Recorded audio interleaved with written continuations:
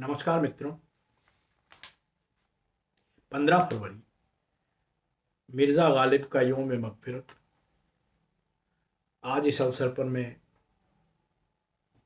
मिर्ज़ा गालिब की शायरी के एक ऐसे पक्ष पर बात करना चाहूँगा आपसे, जिस पर बहुत बात होती भी है और होनी भी चाहिए। वो है मिर्ज़ा गालिब की शायरी में अद्वैतवाद के तत्व, यानी जो मोनोइज़्म या जिसको वहदतुल वजूद कहा जाता है, ये एस्पेक्ट जो मिर्ज़ा गालिब की शायरी में है, उस पे मैं अब थोड़ी सी चर्चा करना चाहूँगा। मित्रों, कोई भी शख्स एक ही वक्त में या तो काफिर हो सकता है या मुसलमान हो सकता है, पर मिर्ज़ा गालिब जैसी शख्सियत के मामले में यह तजाद या ये पैराडॉक्स या यह विरोधाभास कोई हैरत की बात नहीं है कि वो एक ही वक्त में मुसलमान भी थे और उसी वक्त काफिर भी थे। उन्होंने स्वयं कहा है कि मैंने शराब कभी छोड़ी नहीं और रोज़ा कभी रखा नहीं, इसलिए एक मुसलमान नहीं, एक काफिर हूँ मैं। और साथ ही एक शेर में वो ये कहते हैं कि अगर मैं शराब नहीं पी रहा होता तो तसव्वुफ़ या जो धार्मिक मामले हैं उनमें मेरे विचारों के माध्यम से के कारण मुझे एक वली ही समझा जाना चाहिए। बहुत फेमस, बहुत ही कामयाब शेर है उनका। ये मसाइल तसव्वुफ़ ये तेरा बयान गालिब, तुझे हम वली समझते जो न बादा खार होता। मिर्ज़ा गालिब कोई एक दार्शनिक नहीं थे, पर वो अपनी कविता या अपनी शायरी के माध्यम से अपना एक दर्शन या अपना एक विचार रख रहे थे। गालिब का एक फ़ारसी संग्रह है कुल्लियात गालिब। उस कुल्लियात गालिब में वो एक जगह कहते हैं कि गर ज़ौक़ सुखन बदहर आई बूदी, यानी काव्य रुचि या कविता का शौक़ अगर इस संसार का कानून होता तो दीवान मरा शोहरत परवीं बूदी, यानी मेरे इस दीवान की जो शोहरत है वो परवीन नक्षत्र की समान ऊंची होती। गालिब अगर ई फन सुखन दी बूदी, यानी काव्य का जो काव्य की कला है, जो फन है शायरी का, वो अगर इस दुनिया का धर्म होता तो आ दीन रा यजदी किताब ई बूदी, ये जो मेरी किताब है, ये जो मेरी पुस्तक है, वो एक धार्मिक पुस्तक यानी एक गॉस्पेल के बराबर दर्जा रखती। उनकी शायरी के हवाले से अगर हम उनके धार्मिक विचारों की पड़ताल करें तो हम ये पाते हैं कि वो इस्लाम की जो मूल मान्यता है एकेश्वरवाद, उस पर विश्वास रखते हैं। और इस उनके इस विश्वास की जो शहादत है वो उनको बहुत सारे उनके अशार में मिल जाएगी। एक अशार में वो कहते हैं कि उसे कोई देख नहीं सकता, ईश्वर को कोई देख नहीं सकता, वो अपने आप में यूनिक है, अपने आप में एक है। उसे कौन देख सकता कि यगाना है वो यकता, जो दुई की बू भी होती तो कहीं दो चार होता। और वो एक शेर में ये फरमाते हैं कि तू एक ही है, अद्वितीय है और कोई भी तेरे आमने सामने नहीं आ सकता।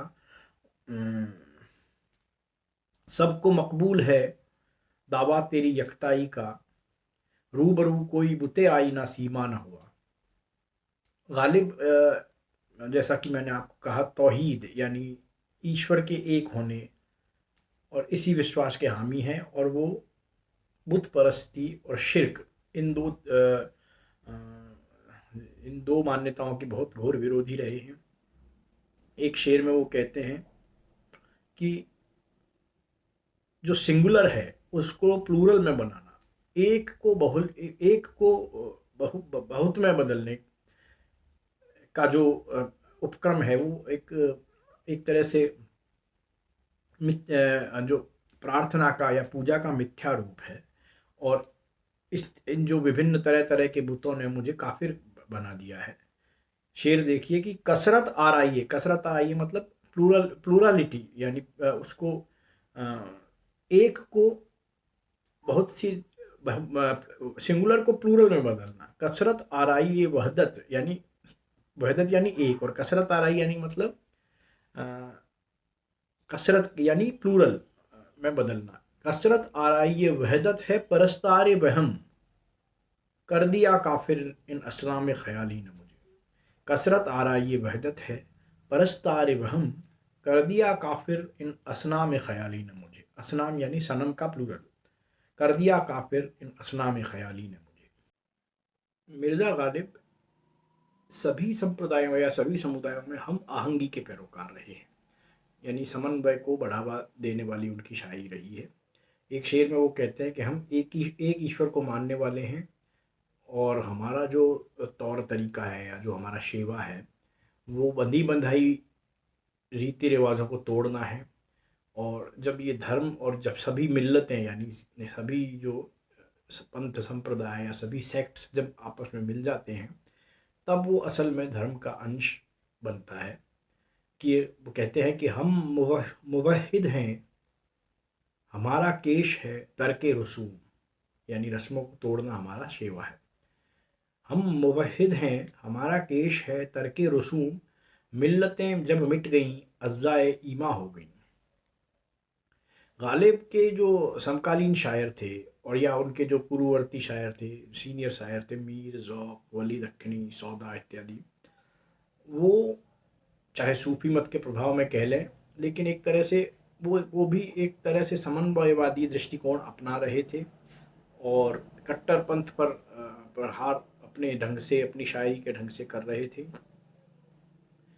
और सौदा का एक शेर है, वली का एक शेर है, यानी वो कट्टरतावादी मान्यताओं और बंदी बंधाई रीतों को तोड़ने पर उन पर प्रहार करते हुए कहते हैं कि गर हुआ है तालिब आज़ादगी, गर हुआ है तालिब आज़ादगी, बंद मत हो सुबह व जुन्नार का। यानी जो तस्बीह की माला होती है जो इस्लामी प्रतीक है, और जुन्नार यानी जो जनेऊ हमारा है हिंदुओं का, उन दोनों के फंदे में, उन दोनों के बंधन में मत बंधो अगर आपको आज़ादी चाहिए तो। गर हुआ है तालिब आज़ादगी, बंद मत हो सुबह ओ जुन्नार का। सौदा मानते हैं कि ईश्वर तो या अल्लाह तो हर जगह मौजूद है, मंदिर और मस्जिद तो सिर्फ ईंट और पत्थर के सिवा कुछ भी नहीं है। जुज संग क्या है दैर व हरम में जो सर झुके, सजदा किया है तुझको मैं पहचान हर कहीं। और सौदा का ही एक शेर देखिए जिसमें वो कृष्ण की उपमा के माध्यम से ईश्वर की हर जगह मौजूदगी को यानी सर्वव्याप्ति को बड़ी रोचकता से बयान करते हैं। नहीं है घर कोई ऐसा जहाँ उसको न देखा हो, नहीं है घर कोई ऐसा जहाँ उसको न देखा हो, कन्हैया से नहीं कुछ कम सनम मेरा वो हर जाई। और ज़ौक़ तो बंदी बदाई मान्यताओं पर, स्थापित मान्यताओं पर तंज करते हुए कहते हैं कि ज़ौक़ जो मदरसों के बिगड़े हुए हैं मुल्ला, ज़ौक़ जो मदरसों के बिगड़े हुए हैं मुल्ला, इनको मैखाने में ले जाओ संवर जाएंगे। मीर भी समानता और समन्वयता की बात करते हैं। उनका एक बहुत फेमस आपको शेर याद होगा, उसके फ़रोग़ हुस्न से झमके है सब में नूर, उसके फ़रोग़ हुस्न से झमके है सब में नूर, शम्मे हरम हो या के दिया सोमनाथ का। और उस दौर में जो भी जितने भी और शायर थे वो न सिर्फ सामंजस्य की बात कर रहे थे, बल्कि बागी तेवर अपनाते हुए जो दूसरे धर्मों के काबिल कबूल जो चीज़ें हैं उनकी तरफ भी आकर्षित हो रहे थे। और मीर का भी बहुत फेमस शेर है जिसमें वो मतलब एक तरह से बागी तेवर अपनाते हुए कुफ्र का ख़तरा भी उठाते हुए कहते हैं कि मीर के दीन और मज़हब को अब पूछते क्या हो, उनने तो कशका खींचा यानी तिलक लगाया, दैर में बैठा मंदिर में बैठा, और कब का तर्क इस्लाम किया यानी इस्लाम को कब का छोड़ दिया। मीर के दीन व मज़हब को अब पूछते क्या हो, उनने तो कशका खींचा, दैर में बैठा, और कब का तर्क इस्लाम किया। और क्या ताज्जुब की गालिब भी इस सबसे प्रभावित हुए बिना नहीं रहे, और गालिब ये मानते भी हैं कि जनेऊ और जो सुबह है उसके बजाय विश्वास और आस्था, ये जो दो हैं तत्व हैं, वो धर्म की जो असली अंश है, जो यानी असली उसमें जिसमें धर्म की आजमाइश इसी में है कि नहीं कुछ सुबहाओ जुन्नार के फंदे में गिराई, वफादारी में शेख व ब्राह्मण की आजमाइश है। यानी उसकी आस्था ज़्यादा महत्वपूर्ण है, न कि दूसरे जो प्रतीक हैं वो महत्वपूर्ण है। और बल्कि गालिब तो एक शेर में ये भी फरमाते हैं कि इस्लामी जो प्रतीक है, यानी जो 100 दानों की माला है, तस्बीह है, उसको तोड़ करके और जुन्नार यानी जनेऊ को धारण करने की भी को भी प्रस्तावित करते हैं। जुन्नार बांध सुबह सद्दाना तोड़ डाल, रहरो चले है राह को हमवार देख कर। अब यहाँ ये बड़ा इंटरेस्टिंग शेर है, क्योंकि मुझे ऐसा लगता है कि यहाँ गालिब जो है वो जनेऊ और तस्बीह की जो माला है उसके जो भौतिक स्वरूप है उसकी उसकी सिमिली पैदा कर रहे हैं, जिसमें मतलब आप अगर ध्यान से देखें तो जनेऊ बिल्कुल सीधा और सपाट होता है, और जो तस्बीह की माला उसके जो दाने हैं वो ऊबड़ खाबड़ होते हैं। तो यानी रहरो चले है राह को हमवार देख कर, यानी वो एक तरह से ये कहीं ये इशारा तो नहीं कर रहे कि जो दूसरा रास्ता है, यानी जो जुन्नार का रास्ता है वो ज़्यादा सहल सीधा और सरल है, और जो तस्बीह का रास्ता है वो बड़ा ऊबड़ खाबड़ रास्ता है। 8वीं और 9वीं शताब्दी के आसपास शंकराचार्य ने एक सिद्धांत दिया था अद्वैतवाद, या जिसे वेदांत भी कहा गया, जिसका मतलब है इस मत के अनुसार कि ब्रह्म ही एकमात्र सत्य है और बाकी जो जितना भी दृश्यमान जगत है वो मिथ्या है। और उसमें सबसे महत्वपूर्ण बात यह है कि जीव यानी आत्मा और ब्रह्म यानी परमात्मा दोनों एक ही हैं और इनमें कोई अंतर नहीं है। हमारे बृहदारण्यकोपनिषद में भी लिखा है अहम ब्रह्मास्मि, यानी मैं ही ब्रह्म हूँ। तो ये एक तरह से ये यही कह रहे हैं कि जो जीव ही है वही ब्रह्म है, ये जो आत्मा है वही परमात्मा है। इसी काल में ईरान में एक हजरत मंसूर हुए हैं। मंसूर ने भी यह कहा था कि अन अल हक, यानी मैं ही सत्य हूँ। तो इसको मंसूर के इस कथन को उनके यानी उनको खुदा होने के दावे के तौर पर देखा गया था, और उनको अंततः सूली पर भी इस बात के लिए चढ़ा दिया गया था। और हमारे यहाँ शंकराचार्य को भी भारत में बहुत विरोध का सामना करना पड़ा था। लेकिन 15वीं-16वीं शताब्दी या भक्ति काल के आते आते इस मत जो जो वेदांत का मत है इसको बहुत ही व्यापक रूप से मान्यता मिलनी शुरू हो गई थी।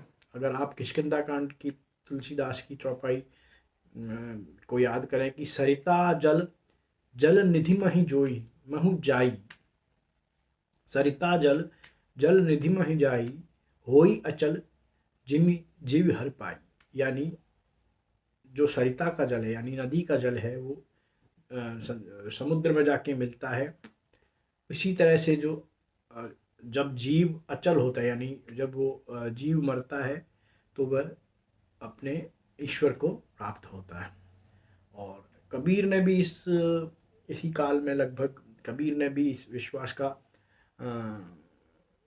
इसको मान्यता प्रदान की है। उनकी अनेक रचनाओं में अद्वैतवाद का समर्थन मिलता है। एक कबीर का वो की रचना देखिए, जल में कुंभ कुंभ में जल है बाहर भीतर पानी, जल में कुंभ कुंभ में जल है बाहर भीतर पानी, फूटा जल फूटा कुंभ जल जल ही समाना, यह तथ्य कथ्यो ज्ञानी। यानी जो घड़ा है उसमें जल है और जल में ही घड़ा है, और उसके बाहर और भीतर दोनों में पानी है। और जब घड़ा फूट जाता है तो वह जल जो है वो उसके अंदर समुद्र के अंदर समा जाता है। गालिब ने भी इसमें आत्मा और परमात्मा को या ब्रह्म और उसको जीव को एक होने के बारे में अपने शेरों में बात कही है। और इसका सबूत उनके अनगिनत शेरों में हमको देखने को मिलता है कि जैसे हर चंद कहें कि हर कतरे में तू है, पर तुझसी तो कोई शय नहीं है। यानी इसमें दोनों बातें गालिब कर रहे हैं कि ईश्वर को यूनिक भी बता रहे हैं, खुदा को यूनिक भी बता रहे हैं, और उसको ब्रह्म और जीव को एक तरह से एक भी बता रहे हैं। हर चंद हर एक कतरे में तू है, यानी हर बूंद में तू है, हर जर्रे में तू है, पर फिर भी तुझसी कोई शय नहीं है। हर चंद हर एक कतरे में तू है, पर तुझसी तो कोई शय नहीं है।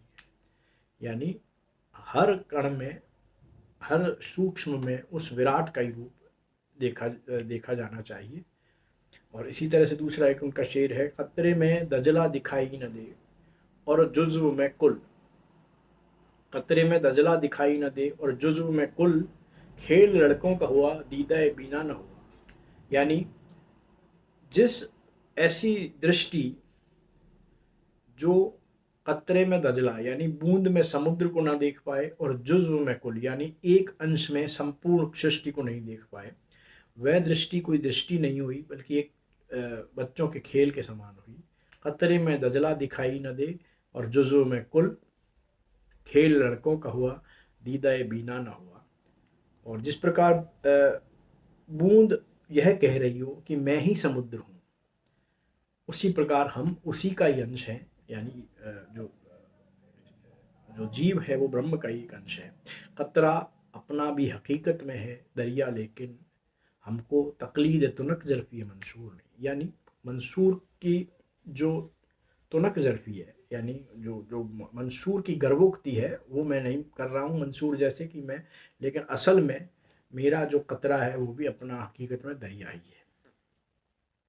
और आगे वो एक शेर में कहते हैं कि जो जो बूंद का जो अल्टीमेट गोल है वो समुद्र में मिल जाना ही है। इशरत कतरा है दरिया में फना हो जाना, दर्द का हद से गुजरना है दबा हो जाना।